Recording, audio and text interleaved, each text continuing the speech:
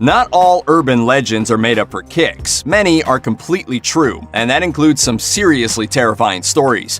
You've got axe-wielding psychos, secret tunnels sprawling under entire cities, and dangerous men in the woods. They're real, and so are these other creepy urban legends. There are a few stories surrounding the Bunny Man Bridge in Fairfax County, Virginia. According to one, the area was home to a disturbed teenager who put on a bunny costume before hanging himself from the overpass. In standard urban legend fare, he haunts the bridge and disembowels trespassers with an axe.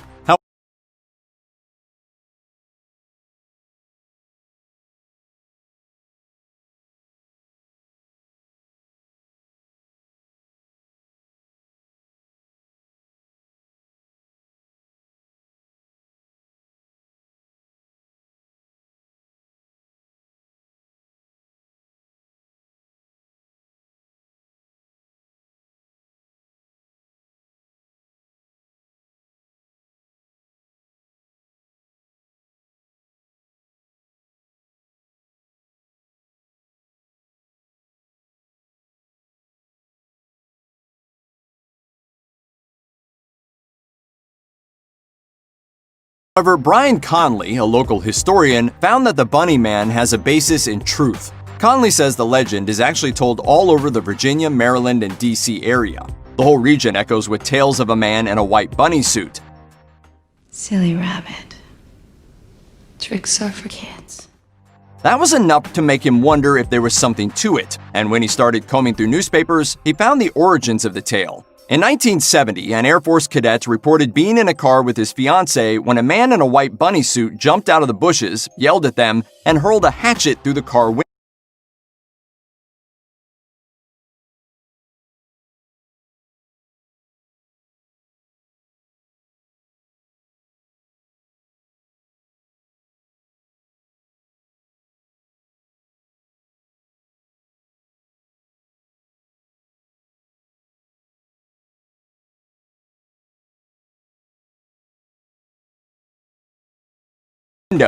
They weren't hurt, but 2 weeks later, a security guard came across the same bunny man, hacking away at the roof supports of a new house.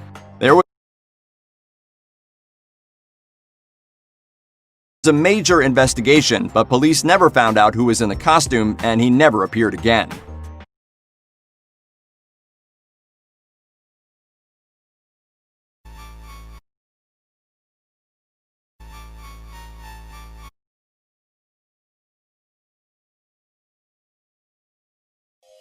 Not all urban legends are made up for kicks. Many anyone would.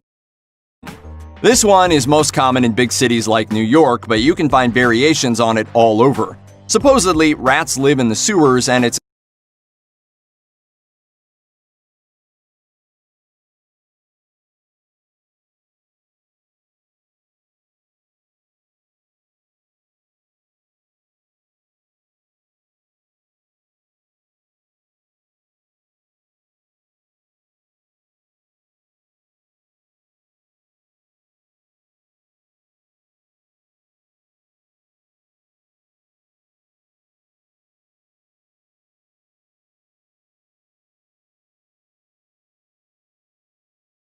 entirely possible that one will just swim up some pipes and end up in someone's toilet.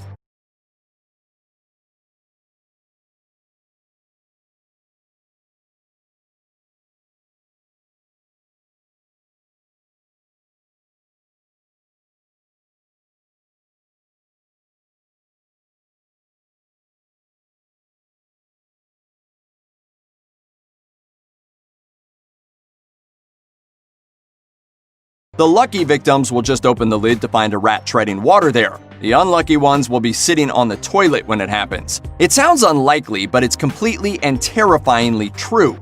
The Seattle Times even ran a 2016 piece warning readers what to do when a rat made an appearance in their toilets. It happens way more than anyone would think. The King County Public Health Department answers between 50 and 80 rat and toilet occurrences each and every year. Experts say the rats are trying to get into a kitchen or drain where they smell food, but since the toilet is the easiest access to a home, that's usually where they pop up. Here's another pretty familiar urban legend with a healthy dose of cautionary tale thrown in. It involves a man plummeting to his death outside the building where he works. It turns out the man was a lawyer who was awfully fond of demonstrating just how strong the windows in his building were by throwing himself at them dozens of floors up. One day, the window breaks, and that's it for the unfortunate overconfident attorney. Who would do that?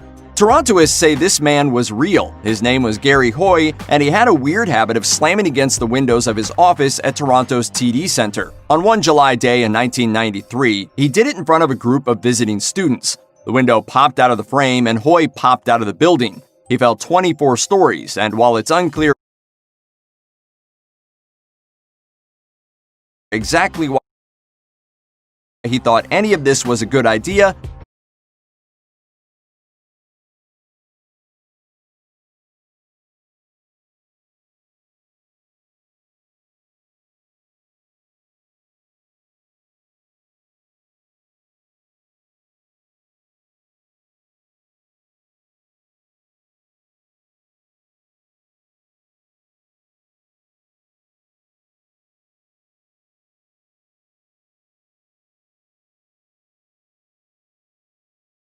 it did have consequences for his coworkers. The firm, Holden Day Wilson, closed 3 years after the incident, in part due to an inability to recover from the tragedy. The basics of this tale are simple. Cropsey was rumored to be a madman who lived in the woods of Staten Island and hunted misbehaving children. He was said to be an escaped patient from a local institution, with a hook for a hand that he would use to drag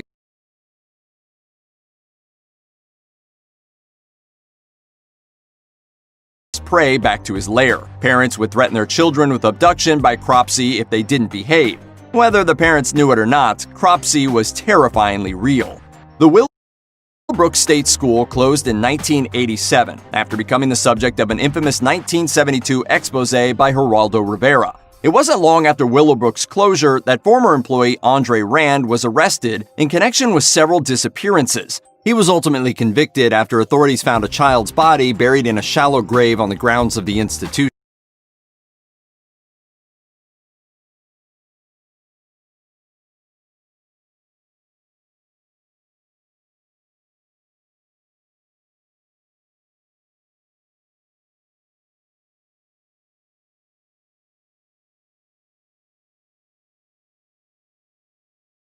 Rand was ultimately linked to other disappearances but has steadfastly maintained his innocence. Some don't believe he was the killer at all, but the fact remains someone was.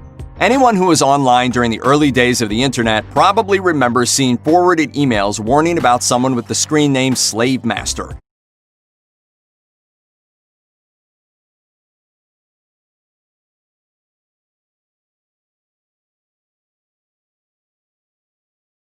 Just leave me to do my dark bidding on the internet. The emails were pretty straightforward. If someone with that screen name reached out, he should be avoided at all costs. Supposedly, the screen name belonged to a man looking to convince unsuspecting women to meet him in real life so he could kill them.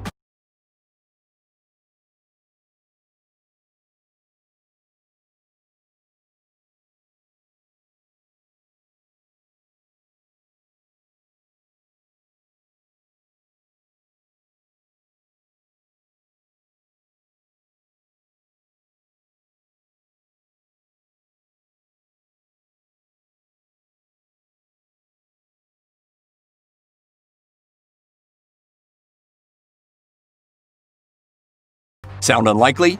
It was 100% true, and his name was John Edward Robinson Sr.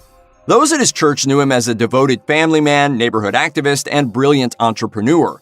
Local authorities apparently knew he had once been convicted of being a con artist, but no one suspected the depths of his depravity. Upon investigation, it was discovered he had a long history of horrible behavior before he even adopted his slave master identity. He was ultimately linked to the disappearance of a number of women, including a Polish college student and a 27-year-old home care nurse. Finally, a 34-year-old woman he targeted called the police. When they searched his home, they found bodies sealed in 55-gallon metal barrels.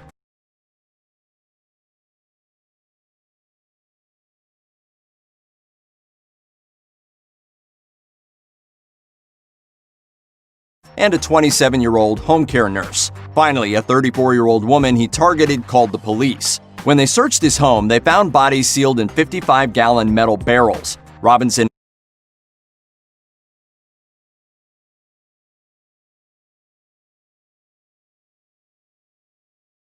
beaten his victims to death, and although it's unclear just how many women he murdered, police did find more bodies that he'd been keeping for years. The story starts with someone settling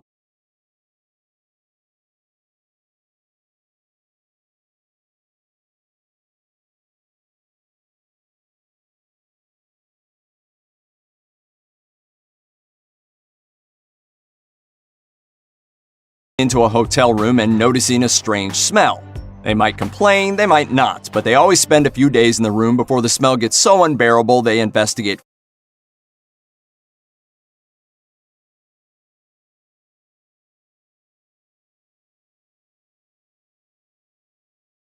fully. It's only then they find the dead body under the mattress. This isn't just true, it happens with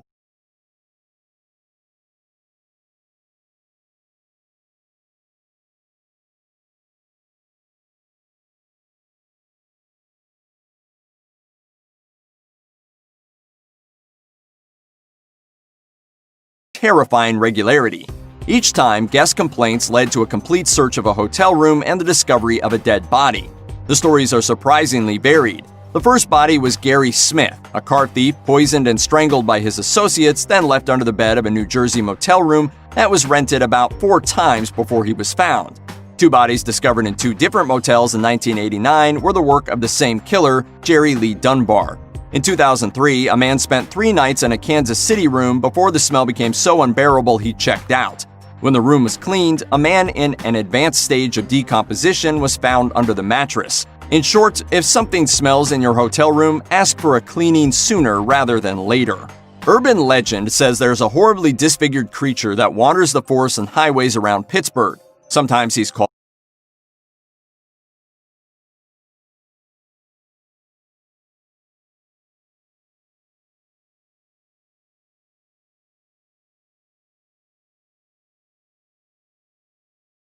the Green Man, sometimes he's called Charlie No Face, sometimes he's even called the Monster of Beaver County. All of these names are awful because he was actually a very sweet man named Ray Robinson. In 1919, 8-year-old Robinson had an accident that changed his life forever. He was climbing a trolley trestle when he touched a live power line and was electrocuted. He lost one hand and his face was melted. He grew up incredibly isolated, and at night he liked to walk the local highways. Even into the 21st century, teens cruise the highways looking for the Green Man. But those who grew up in the area in the 1960s actually found him. Some were incredibly cruel to him, and others made a friend who changed their lives.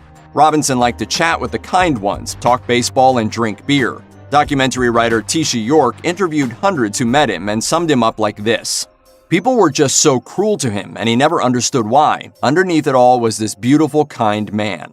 Robinson died in 1985, but his legend lives on. Here's the terrifying story.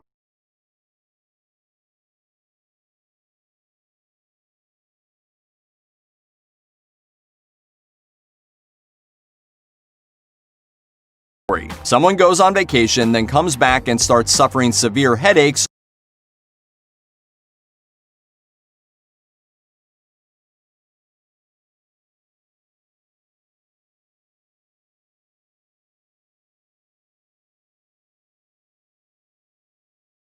or earaches not long after. The cause?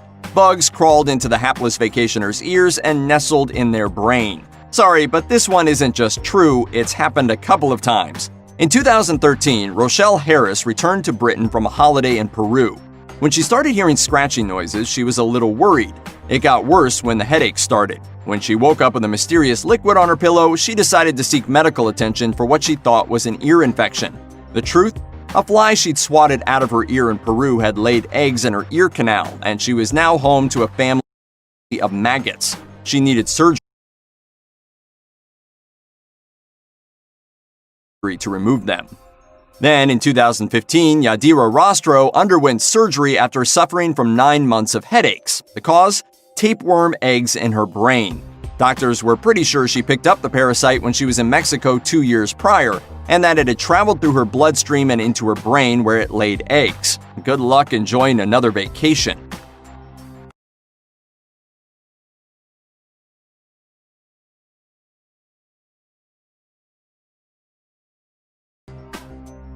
It's part urban legend, part crime drama trope. It's the one about the serial killer who almost gets away with murder by feeding the bodies of his victims to pigs.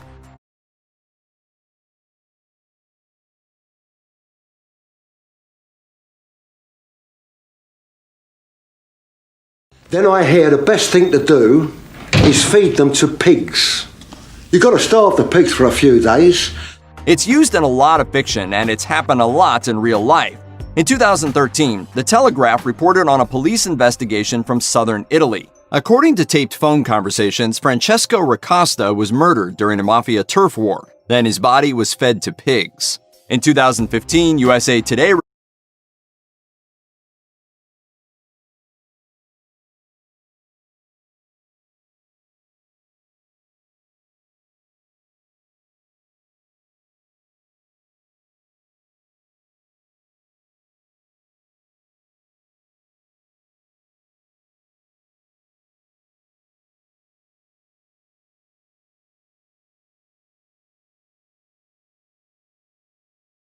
reported that Susan Monica had been found guilty of not only murdering two men, but of disposing of the bodies by feeding them to her pigs.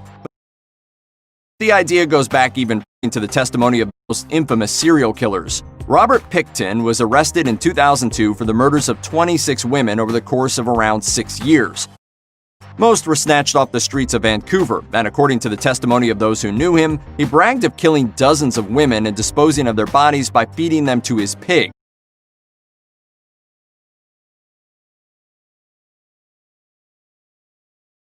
Thousands of DNA samples were ultimately recovered from his farm.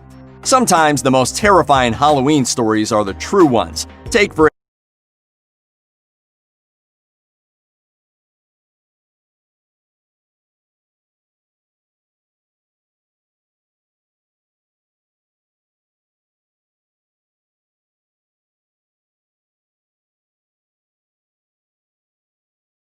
instance the tale of a very realistic-looking decoration. It's so realistic, in fact, neighbors eventually call the police to come check it out. It's only after days of sitting in plain view that someone realizes it's an actual body. It's happened a few times. The first incident was in 1990 when a 17-year-old Halloween hayride worker accidentally hanged himself along the route of the attraction. He was supposed to be portraying a hanged man when he was strangled by the prop rope.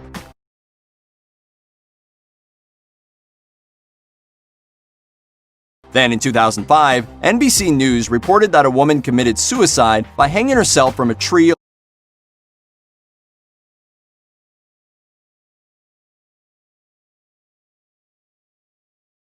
along a fairly busy Delaware roadway. She was believed to have done it late on a Tuesday night or early on a Wednesday morning, and the people who saw her Wednesday thought it was a Halloween prank. Police were called